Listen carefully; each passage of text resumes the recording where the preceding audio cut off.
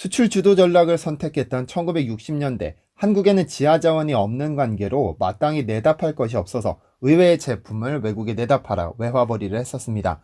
그중 대표적인 것이 1970년대 일본이 천문학적인 금액을 지급하며 사들인 소변이 있는데요. 일본은 왜 한국 사람들의 오줌까지도 사들였던 것일까요?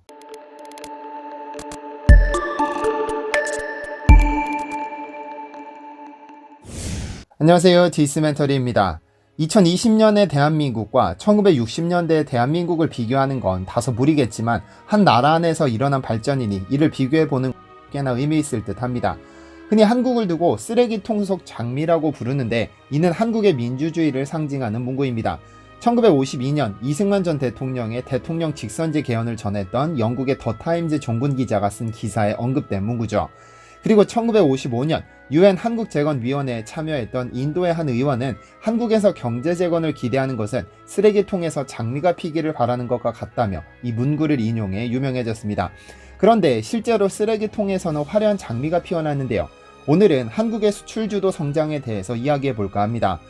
1953년 3년간의 6.25 전쟁이 끝나자 폐허가 된 대한민국은 세계에서 가장 가난한 나라로 전락했습니다. 외국의 지원 없이는 살아갈 수 없었던 한국은 1961년까지 미국으로부터 총 31억 달러라는 엄청난 원조를 받을 수밖에 없었죠. 이를 이용해 폐허가 된 국토를 복원하고 경제를 재건했습니다.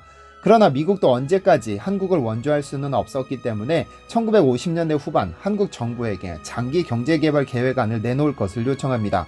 이에 이승만 정부에서는 산업개발위원회를 조직해 최초의 경제개발 3개년 계획을 작성했죠.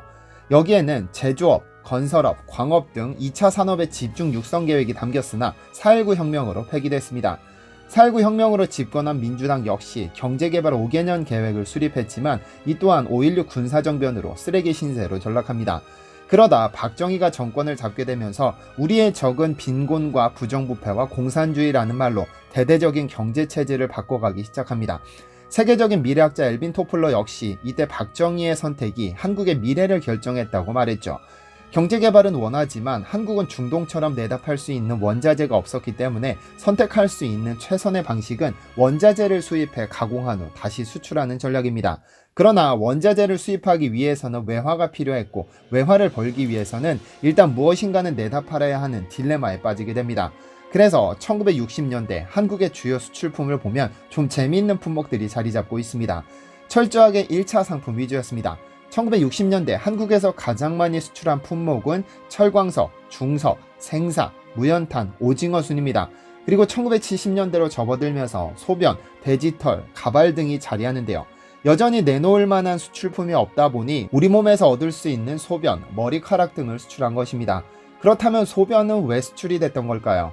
1970년대를 살아온 분들이라면 학교, 예비군 훈련장, 버스터미널 등 공중화장실의 소변기마다 놓여있던 하얀 플라스틱 오줌통을 기억하실 텐데요. 그리고 벽에는 한 방울이라도 통 속에 라는 누렇게 뜬 안내문이 붙어 있고는 했는데 이 통의 정체가 바로 소변을 수집하기 위한 통이었습니다. 당시 한국은 소변을 모아서 화학적 처리 후에 이를 일본으로 내다 팔아 외화벌이를 했습니다. 1973년 당시 소변 수출로 5억 원을, 1974년에는 16억을 벌어들였죠. 아마 소변이 왜 수출 상품이 되는지 궁금하실 텐데요. 그 이유는 소변에 포함된 유로키나제라는 성분 때문입니다. 보통 뇌출혈로 쓰러진 분들의 가장 큰 위험은 피가 굳어 혈관을 막아버리는 것입니다. 혈관이 막히면 온몸이 제대로 작동하지 못하기 때문에 뇌출혈을 겪은 분들은 몸이 조금 부자연스러운데요. 그런데 유로키나제라는 성분을 72시간 안에 주입하면 쓰러진 고혈압 환자에게 높은 소생률을 보인다고 하죠. 그렇다 보니 뇌혈전증, 뇌경색을 포함하는 급성 심근경색, 정맥폐색증, 폐색전증 등 혈전으로 인해 발생하는 혈관 질환에 두루 사용되는 소중한 원료였는데요. 당시 이렇게 모아진 소변에서 추출한 유로키나제는 1kg에 200만 원일 정도로 고가의 수출품이었습니다.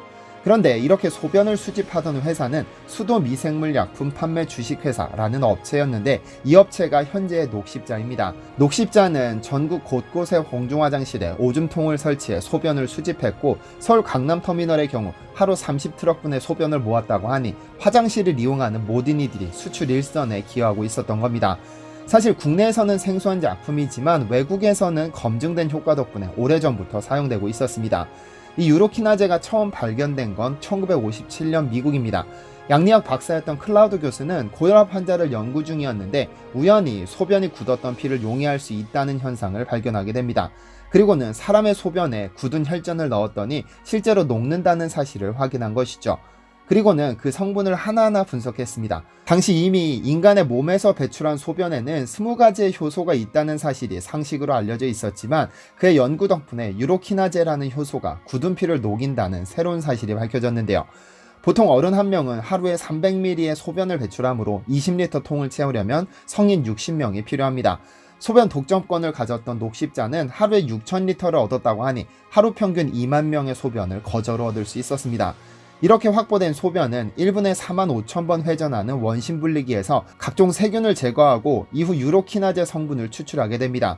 일본, 미국, 독일 등 국가에서는 유독 한국인의 소변을 선호했는데 이는 아직까지 육식보다는 채식 위주의 식사를 하는 한국인의 식습관 때문이었습니다. 그러다 한국이 88 올림픽 이후로 서구식 식습관으로 변했고 수세식 화장실로 변화되는 과정에서 자연스럽게 한국인의 소변이 사용되지 않았습니다. 이후 중국으로 눈을 돌렸지만 왠지 소변의 질이 한국보다 낮아 더 이상 사용할 수 없었다고 알려져 있는데요. 우리가 쉽게 배출했던 소변이 수출 물품이었다는 것이 참 의외죠. 그리고 한국이 수출했던 품목 중 우리 몸에서 구하던 귀한 것이 또 있습니다. 바로 머리카락인데요. 1971년 4월 26일은 한국에게 있어서 굉장히 의미 있는 날입니다. 이날은 태극기를 새긴 한국의 대한항공의 보잉 707 화물기가 미국으로 첫 취항하는 역사적인 날이었죠. 그런데 이 역사적인 화물기에 실린 대부분의 화물은 가발이었습니다. 한국 수출 역사를 새롭게 쓴 바로 그 주인공이죠. 1960년 소변의 수출과 더불어 3대 수출 품목 중 하나는 단연 가발이었습니다. 젓가락을 사용하는 한국인의 독특한 식습관은 섬세한 손재주를 가능하게 했고 저렴한 노동비 그리고 원자재를 수입하지 않아도 된다는 마치 한국에 최적화된 상품과도 같았습니다. 그러나 한국식 가발이 큰 인기를 끌기 시작한 건 중국과 미국의 체제전쟁 때문입니다. 1965년 미국은 중국산 가발에 대해서 수입 금지 조치를 취했는데 이 덕분에 한국산 가발의 수요가 폭발적으로 증가했습니다. 당시 일본과 홍콩에서는 비싼 노동비로 가발이 사양산업이 되었지만 한국은 여전히 노동비가 저렴했습니다. 1970년대에는 전체 수출액의 12%를 차지해 한국 제2의 수출 품목이 되었죠. 순수 외화벌이로는 섬유를 능가했습니다. 1962년 코트라맨으로 뉴욕 무역관에 취임한 장용호는 미국의 한국산 가발의 전성기를 불러왔습니다. 대한무역투자진흥공사, 즉 코트라의 설립 목적이 현지 시장을 조사해 한국에서 생산할 수 있을 만한 상품을 찾아내는 일이었습니다. 당시 뉴욕 무역관장으로 취임한 장용호는 미국 시장을 조사하다가 가발을 발견합니다. 그런데 아무리 봐도 고난이도의 작업이 아니라는 생각이 들었습니다. 동그란 가죽에 한 올 한 올 바느질로 머리카락만 심으면 됐으니까요. 이게 사업이 되겠다 생각한 그는 한국으로 돌아와 가발 공장을 차렸습니다. 이제 갓 사회로 진출하는 여공들에게 간단한 교육을 시키고는 가발을 만들기 시작했는데 첫 해에만 2천만 원의 수출을 기록했고 이듬해 무려 1억 6천만 원이 넘는 수출고를 기록하게 되는데요. 때마침 헐리우드 영화에서 배우들이 검은 생머리 가발을 쓰고 등장하자 미국 상류층 여성들의 가발에 대한 관심이 높아지면서 말 그대로 미국 시장에서 돈을 쓸어 담던 시절이었습니다. 한때 장용호가 운영하던 YH 무역은 여공 4,000명을 한 번에 고용했을 정도로 한국 최대 규모의 가발 공장이 되었고 1965년 첫 해 2천만 원, 1967년 5억, 1968년 20억, 1969년 47억, 1970년에는 100억을 기록하면서 철탑 산업 훈장까지 수상했죠. 그런데 이때 재미있는 장면이 등장합니다. 가발 공장이 우후죽순처럼 늘다 보니 머리카락 값도 폭등한 것이죠. 1964년 한 관에 8,000원이던 머리카락은 1965년에는 4만원으로 치솟았는데 당시 생산진 여공 월급이 5,000원이던 시절이니 잘 기른 머리카락이면 한 달치 월급을 받을 수 있었습니다.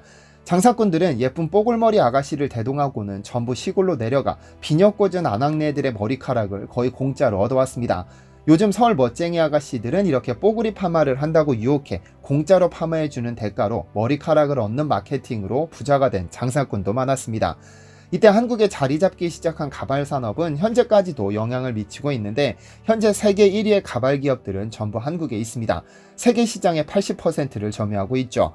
인건비 부담으로 공장은 전부 중국, 동남아, 아프리카 등지에 두고 있지만 기술력과 디자인, 유통 부문에서 세계를 완전히 장악하고 있는 효자 품목이기도 합니다. 어쨌든 이렇게 있는 것 없는 것 모아서 수출한 당시를 회상하자면 현재 한국은 상점벽해의 발전을 이뤘습니다.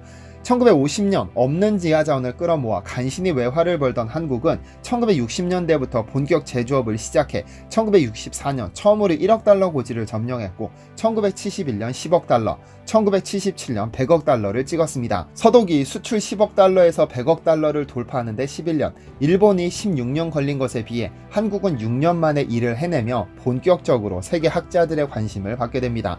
그리고 1995년 1000억 달러, 2013년 5천억 달러를 기록한 후 2018년 6천억 달러를 넘어섰습니다. 역사상 최고 기록을 세운 것이죠. 이로써 한국은 세계에서 7번째로 수출액 6천억 달러를 넘어선 국가가 됐는데요. 더 대단한 건 지하자원 없이 오로지 기술력으로 만들어낸 수치라는 점입니다. 2019년 한국의 대표 수출 품목은 반도체, 석유 제품, 석유 화학 제품, 자동차, 선박, 디스플레이 등등 고도의 기술력이 없으면 감히 엄두도 낼 수 없는 고부가 가치 산업이 대부분입니다. 이제껏 이뤄온 한국의 경제발전사는 한강의 기적이라 불리며 수많은 개발도상국의 롤모델이 되었습니다. 누군가는 쓰레기통에서는 절대로 장미가 필 수 없다고 했고, 또 누군가는 한국을 재건하려면 적어도 1세기는 걸린다 했었죠. 하지만 한국은 불과 70년 만에 세계 10위권 경제대국이 되었고, 이런 잠재력이면 앞으로 다가올 새로운 시대에도 새로운 패러다임을 이끌게 되지 않을까요? 시청해주셔서 감사합니다.